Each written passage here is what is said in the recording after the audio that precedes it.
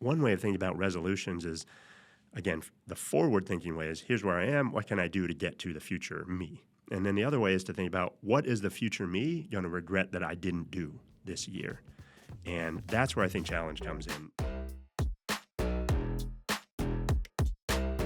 Welcome back to UNHIREABLE, your podcast for an honest take on early career. I'm Kira. I'm Miley. And we're here with Liz, Kevin, Matt, and Emily. Last episode, it was all New Year's themed, and we're still taking that theme into this episode too. We talked about our experience working with students over the past year, reflecting on our programs, and talking about what bad habits students shouldn't take into 2025. But now we're moving on to an episode about new beginnings and what are some goals we have for this year. Mm-hmm. Yeah, I think thinking back on our 20s and being in early career, there's a lot of first experiences that I think are very stressful, just coming into college, but also applying for jobs and interviews, and all these first experiences are scary. And so I just remember feeling very overwhelmed, still kind of overwhelmed about where to start with a lot of these new beginnings, meeting new people. So our newest team member, Emily, you recently just went through one of these experiences yourself, transitioning into a new role as well, not just starting a new job. But I was wondering if other people had, do you remember first jobs, first experiences, when you had to take on these new roles, meet new people, and how did that feel? Yeah, I do.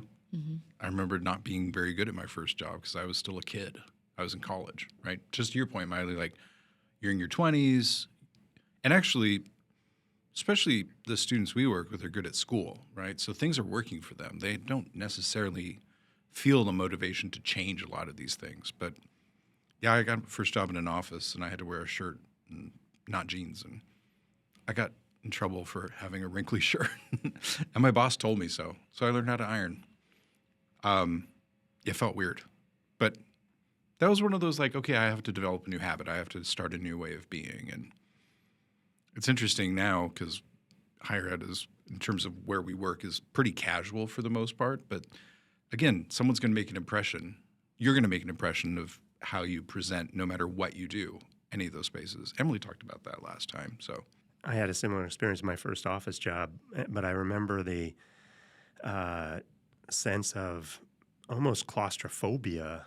Like it was like an 8 to 5 job, and I'd never done anything like that. And I couldn't believe I'd have to sit at the desk for that long, all day, every day. I only made it like a half a day before I started to feel, like I was trapped, and couldn't believe people could do that.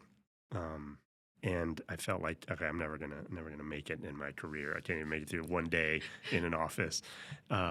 And now I just live in the office, so it's fine. And you love a marathon meeting, too. I love offices and meetings. And you're so good at it. Best. It was like life-changing for me. You just have a cup of coffee, you can go for a while. Yeah. This is going to be a 9-hour podcast. There we go. Hunker down, folks. Yeah. We're here until 2026. Just get started. You should watch this in a cubicle, actually. That'd be the best thing.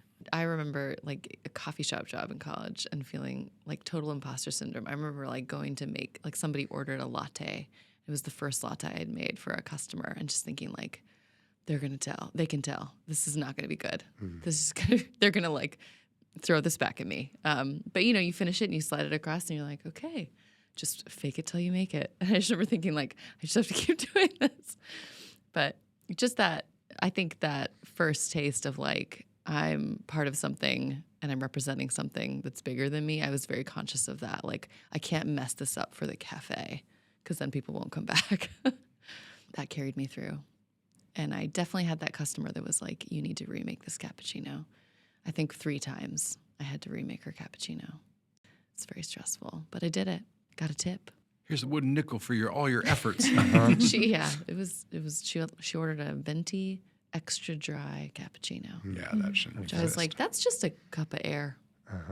I feel like I am always surprised when I transition, how much I need to make sure I have the capacity to do the things before and after work. So how much we talk about work-life balance, but it's so true. And during transition times especially, I'm I need to cut down on my extracurriculars for a while, because it takes so much energy to stay focused and to learn the cultural norms and learn what's my new bus route, or, all the little things, the little changes you need to make in order to adjust to a new work life.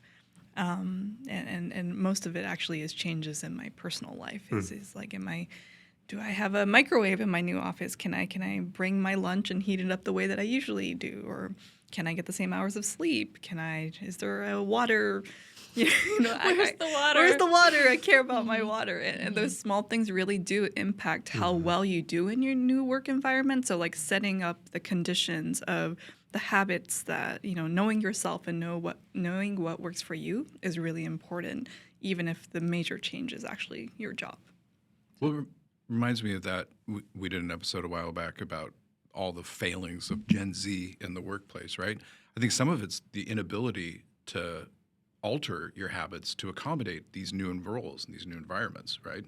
So shows up late, can't stay organized, complains about things. I mean, Emily could complain about our non-potable water here and everything like that, but you're making do.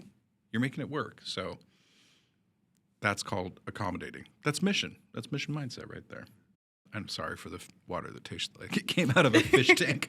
I'm just very picky about my water, so that's just my problem. Yeah. Maybe some extra grains in there could be good for the, It's funny, but it's also so true. Like, I know for me to do well in my job, I need my caffeine, I need my water, I need to stay hydrated. And so if that basic need is not met, I'm not doing well at my job. And so how much can I adapt and control, like, the surroundings and the habits around me really impacts how well I do my work. And so interestingly, when we talk about resolutions and kind of these big goals, I always end up at just like mastering the small basic things I do in my everyday life rather than achieving some big gigantic goal, 2 years down the line. So that's been an interesting learning for me.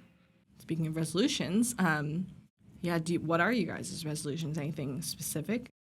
I need to swear more. Okay. I think that's. You're checking that box. I know it's not too filtered. Let's have an unfiltered Kevin. That'd be nice to see for once. I'm going to get fired. That's my goal for the year. Yeah, I think the resolution question is a good one.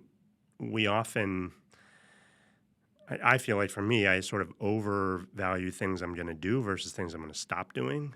And I usually end up having more success if I find something I'm going to stop, just because you can sort of catch that in the happening and stop doing it rather than having to remember to do something that you're not doing. And maybe that's just because I'm like a negative person or something like that. But it's kind of two sides of the same coin. And so that's just kind of like a mental trick for me to think about something, because it's often, like you mentioned about habits, becoming aware of whatever pattern it is that you're kind of stuck in. That's really, I feel like, what resolutions are about. Self-awareness of the patterns and then what drives those or why those are happening. Is it your surroundings? Is it you're avoiding, challenge and discomfort or whatever? And so it's sort of just a way to get to see things that you wouldn't normally see behind those habits. Yeah, I agree. I feel like stopping bad habits is actually easier than trying to create new ones, which doesn't bode well for our folks in early career, because that's all about creating new habits, which makes it that much harder, right? It does go along with our last conversation, and you brought up, Liz, the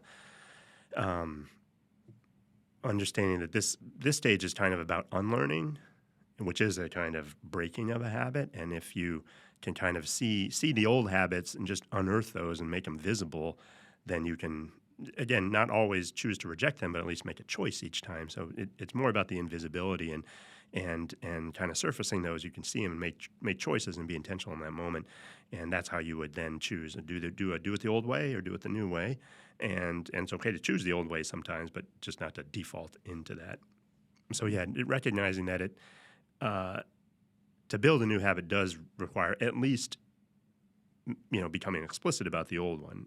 You may or may not completely remove the old one, but at least you have to kind of know it's there so you can, make that choice each time. Well, and we've seen that sometimes with students who we're working with, especially the ones just from this last quarter, right? Mm-hmm. We'll give them some feedback.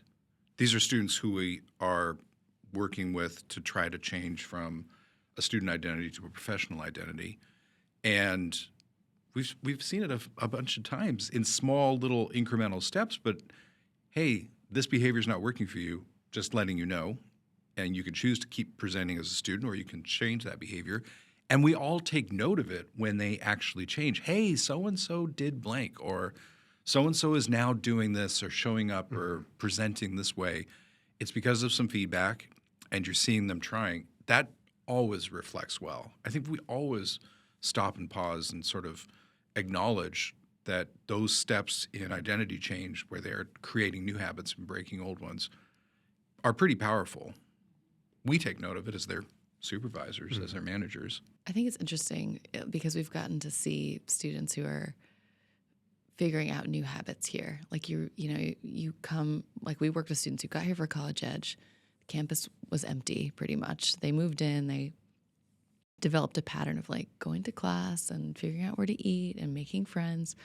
And then, once you have that down, it's like, I mean, you said like you're going to get comfortable and then you're not going to have any more challenges. And it's just interesting to think about how what are small things you can do to build an awareness of like, I've settled, like I'm in too much of a pattern, I think, without external pressure coming in on you.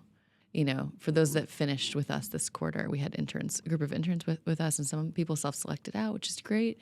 But like, how long could you go through your UW experience without having any change to those patterns that have been established in the first few weeks, right?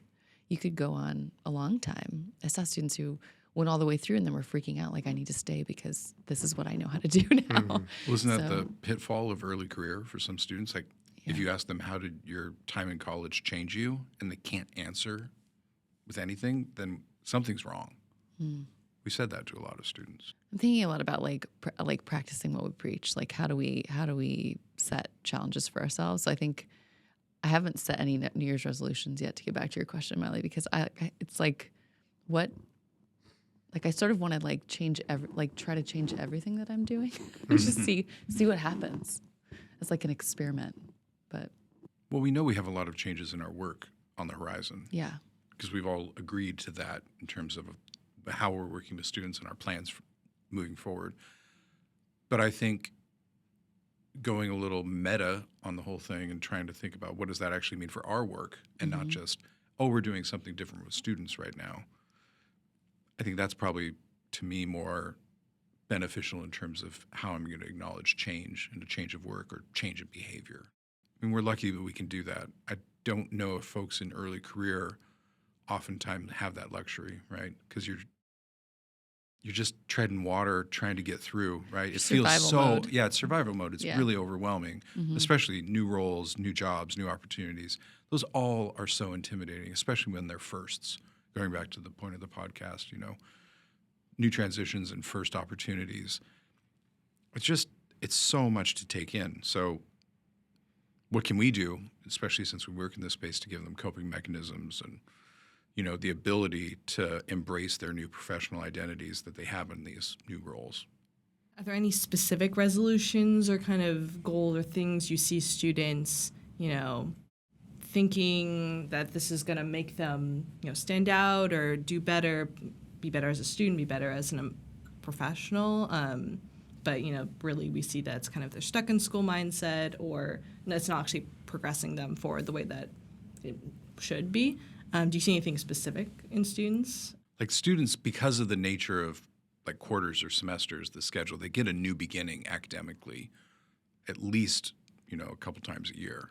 Every 10 weeks? Yeah. Yeah. At a quarter school like this one.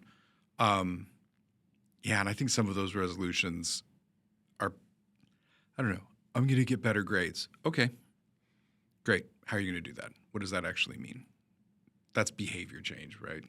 Or the worst is, I'm going to get better grades by taking easy classes. That's not helping you at all. That's definitely not growth, because they're easy. And growth is uncomfortable. So that one, I'm going to learn a new professional skill, right? I feel like students do this one all the time. I'm going to be better at blank, learn how to do blank. Well, is it applied? Can you give context to that? And if you can't, then I really wonder, how could someone verify that that skill is useful or applicable to their work? Because you've never tried it. You've just learned it. But it feels very student-y to say that, right? I'm a little bit jealous of students, those like having new beginnings.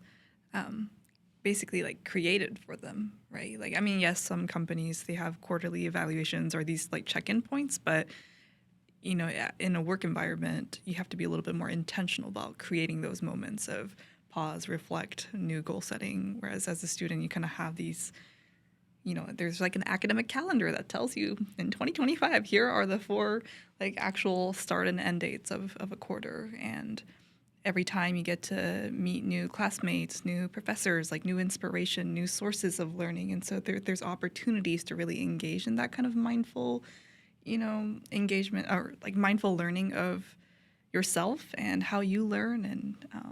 And I have to be more intentional about that now that I'm not in school. And that's different. That's hard. And so I wish I was more conscious of that when I was a student, so that when I left school, I would have been able to do more of that without having to like sit down and be like, how do I create new beginnings and how do I make them meaningful for me? Yeah, I don't think that's normal student practice. I know. Even though they have that opportunity, I don't think they take advantage of that. But I also feel like when I was a student, starting school and classes was so different than starting a job.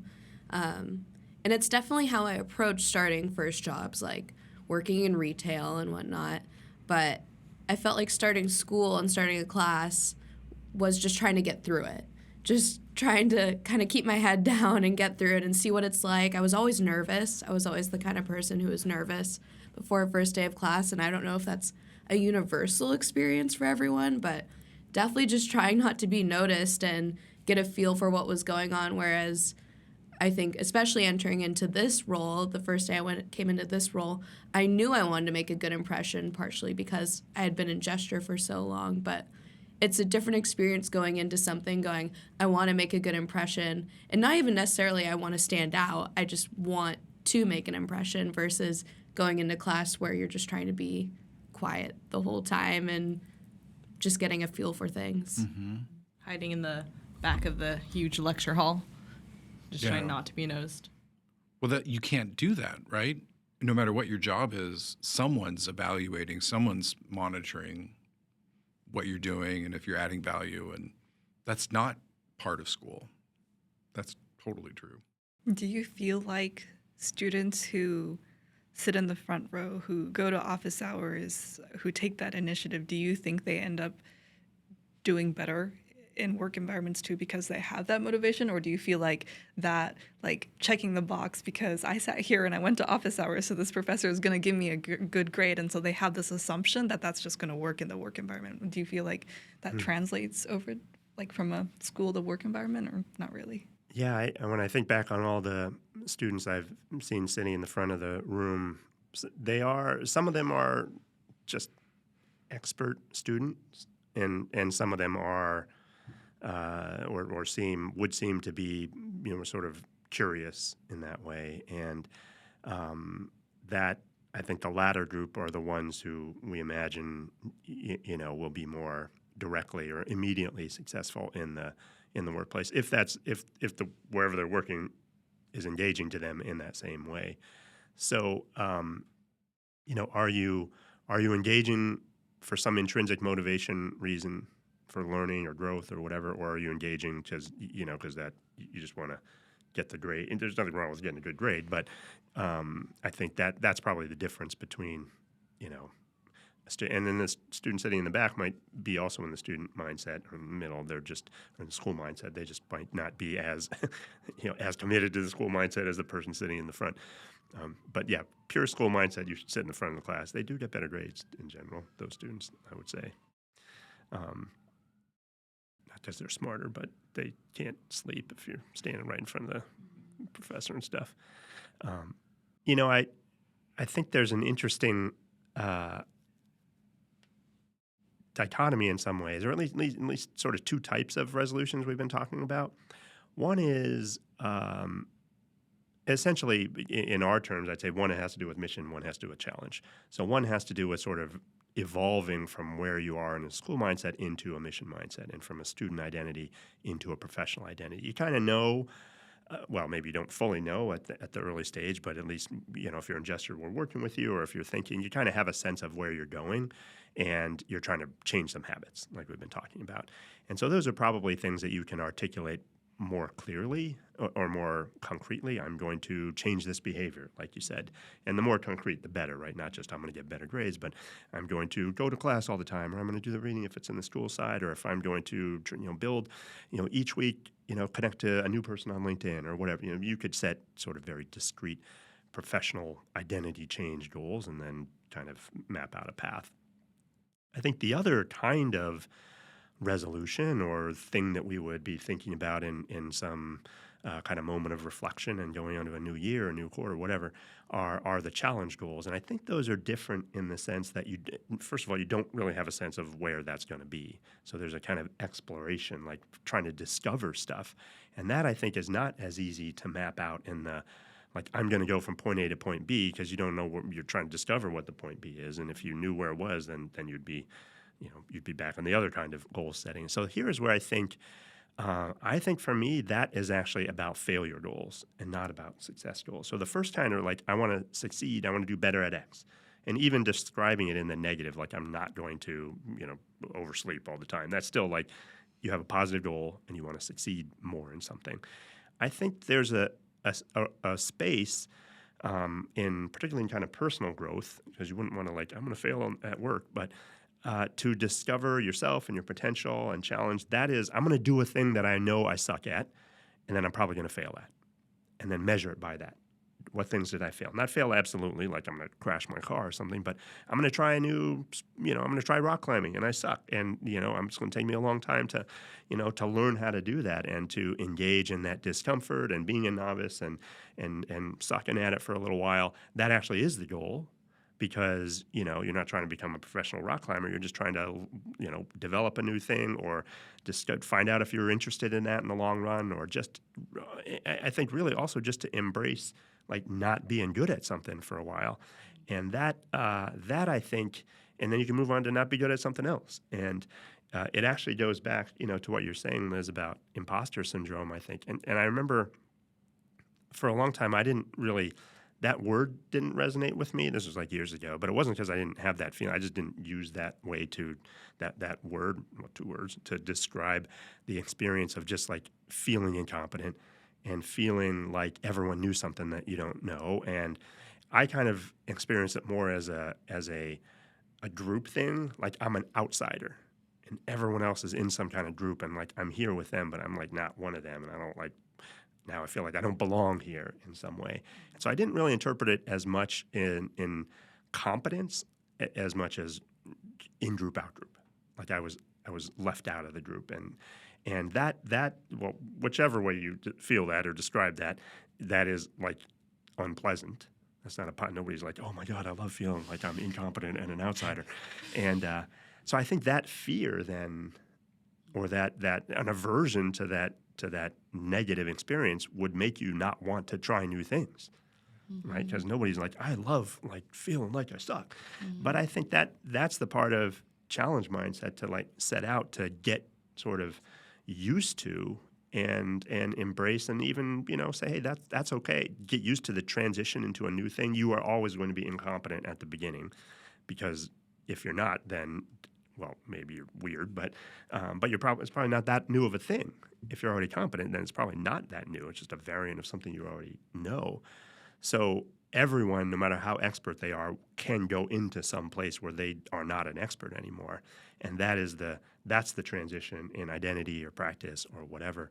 And so I think if we're able to, we've sort of talked for a long time about having students work on kind of a failure portfolio. I have some things that I'm working on every year, every month, or whatever, in some fashion that I can kind of track. This is the thing that I kind of suck at, and I'm going to try to do that, and it's going to fail, and I don't have to even become good at it. I can just kind of wallow in the incompetence for a while, but as training for these kind of transitions, because whenever you come into a new, and so I think if you can become a person who can comfortably, or at least not be debilitated by going into a new context, then your ability to adapt to that and learn is, you're way ahead of the game. I don't know if it's always going to be comfortable, but not to be sort of paralyzed by that discomfort, and more importantly, not to avoid it. Yeah. Because that is the barrier to, we talk about discomfort, or comfort is the enemy of growth. and that is a barrier. Like it's a disincentive that holds people back from things that they know could help them grow. And so, how do we help them, develop a method or a habit in some ways of engaging in some level of new things that cause discomfort, just so you get used to that. And I wouldn't say big ones that are going to like stress you out, but little low stakes things, a new hobby, a new club, just some activity, just learning some new stuff. If you just go and, hey, I don't know about X, and you start reading. If you don't feel like, wow, I'm never going to learn all this stuff, then you're probably not appreciating that content enough. But embrace that and be like, yeah, I like being incompetent and not knowing stuff, and that doesn't like hinder me from continuing forward. So I feel like having some challenge goals in that way, in addition to having some, positive success goals, basically failure and success goals at the same time, would be the way to manage that. Easier said than done, probably. Well, and to Kira's earlier point, like when you enter a new classroom for the first time at the beginning of the term, there actually is no insider outsider, because you're still in this insider. You're all in school, right? And so school never actually gives you the opportunity to be an outsider, because you're placed into a systems that are explicitly built for you. So you're always an insider, even if you're the Kira version of an insider or the Kevin or the Liz. It doesn't matter, because this place is structured around that. So I think, to your point, Kevin, finding those success and failure goals, school does not align well with that. No. Like, just the system and the hierarchy and the practice of school doesn't allow for that. Right.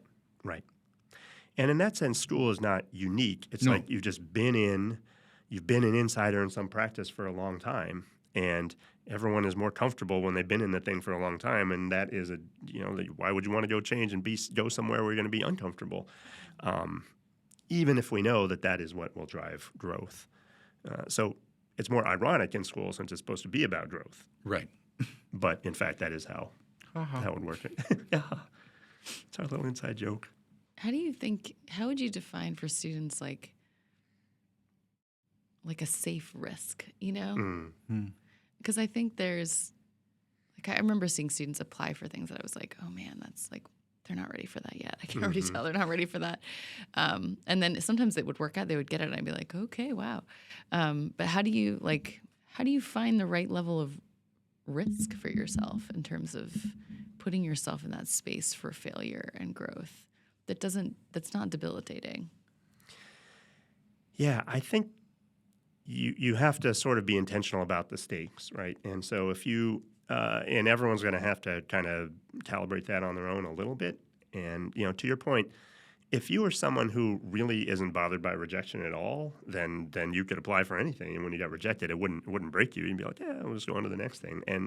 But not everyone is that way. And most of us would be, if we apply for something, we don't realize we're underqualified for that, and we get rejected, then we feel like we are genuinely incompetent, rather than we just made a mistake on what we applied for. That's why I think of thinking about it as not, I'm aiming for a success, and then what do I do when I fail, but thinking about things that I know might fail. And then you can kind of project forward, is that failure going to break me? Then I probably don't want to take that risk. And so what's the amount of risk that I can take that, I can kind of picture what it's going to look like if it doesn't work out, and I can handle that. And hopefully that's just outside my comfort zone, but not in a way that's going to stress me out. So I think conceptualizing failure as a possible outcome, or a likely outcome, and I can be okay with that, then I can go on. So I'm not sure I think at the early stages, then we really are. That's why I'd say for us, challenge is really more on the personal side than on the professional side.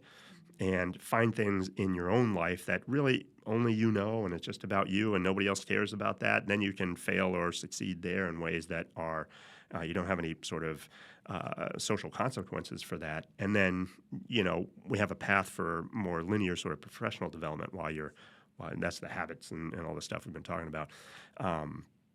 And then the personal stuff, I think, separating, because you can manage that risk on your own.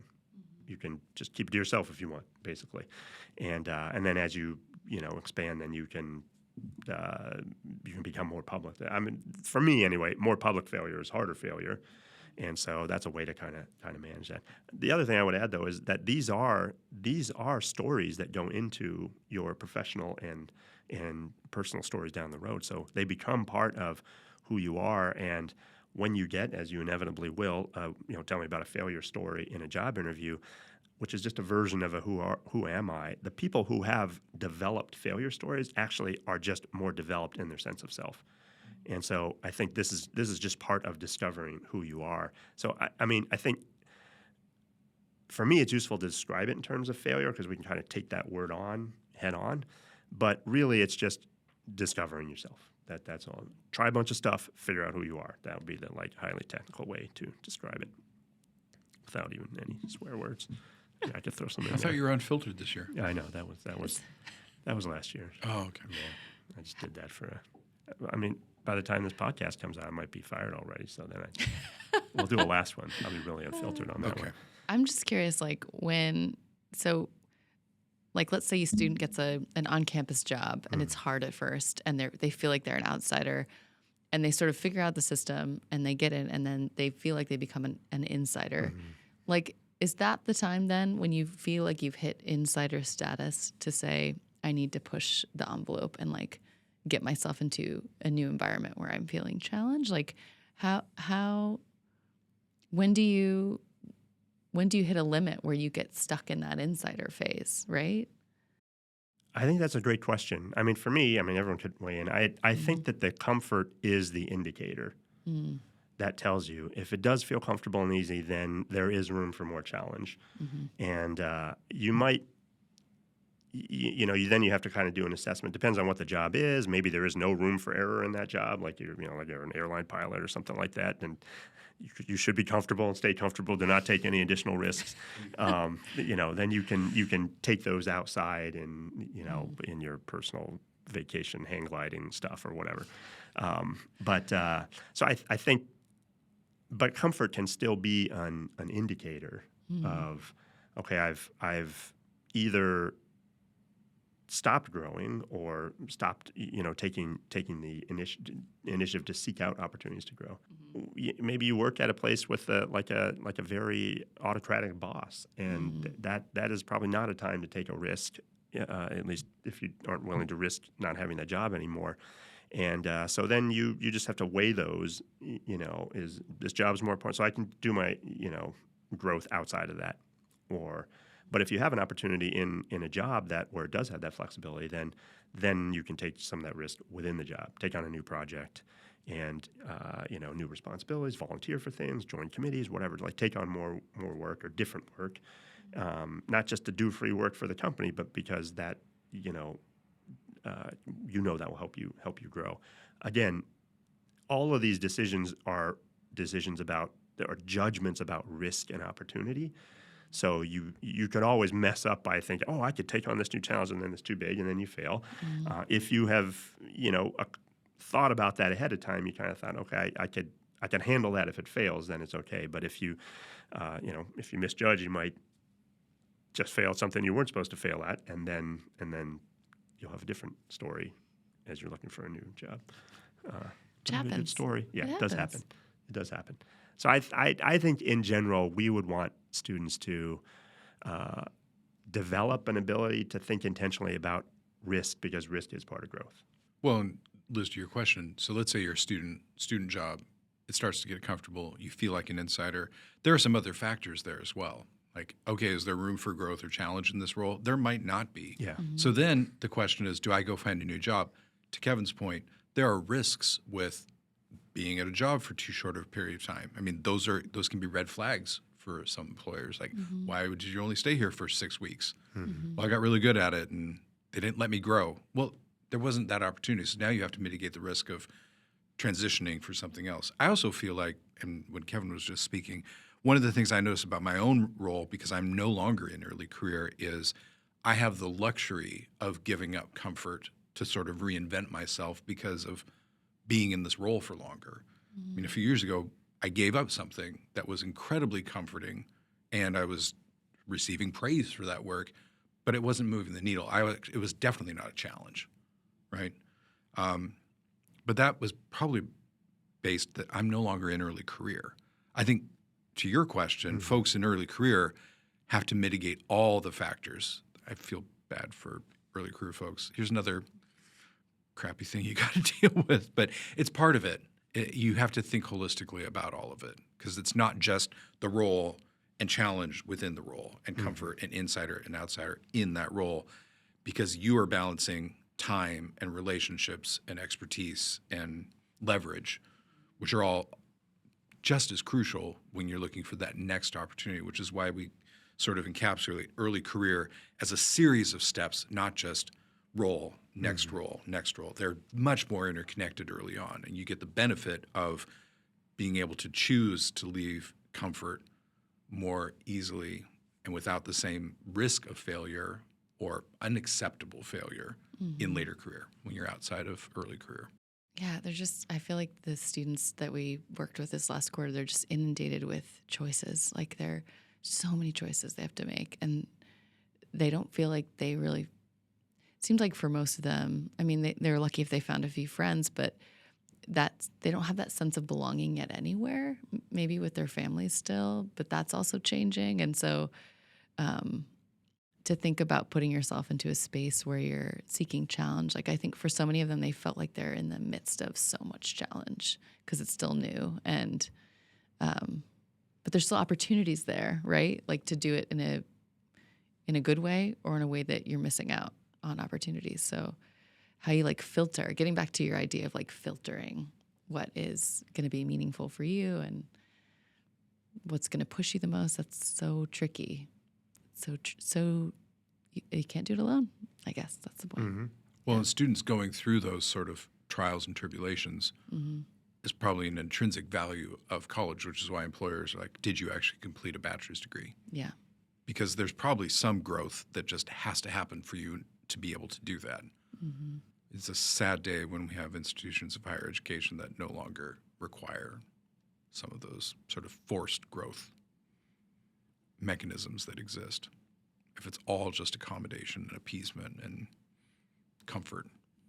Yeah, that's why I feel like it's hard because I'm really big about capacity. That's one of like my personal themes in life is to say, I know what my capacity is right now in this month at this time, because maybe there's a challenge I can take on right now in my life, but I wouldn't have been able to 2 weeks ago because of something else that was happening. So I'm a really big advocate for knowing your capacity and knowing when you can take on that challenge, but that requires a lot of awareness. But on the other hand, there are these consequences and like it's a really, really hard line between when could I push just a little bit more, just outside of that capacity to take on a challenge in order to achieve something that is like required in society or, required for this next job opportunity. And so it's always really tricky because some things are in your control and then some things are not. And so being able to determine like, what are the choices I can make in order to kind of push myself into a better challenging space versus like, COVID, like there are things that are really outside of our control that we couldn't, do much. Or maybe you're not challenged in that position, but you get a new manager and that completely changes the work. Even though it's the same work, it's going to feel like a very different environment. And that's something you wouldn't have control over too. So being able to kind of like determine that is always really, really tricky. And again, as you mentioned, that's not a luxury that a lot of early career folks have. Thinking about challenge and risk in the way we've been talking about is actually more, we often think of it like from where we are now, like looking forward and what do we want to do or what can we imagine or what risks do we want to take.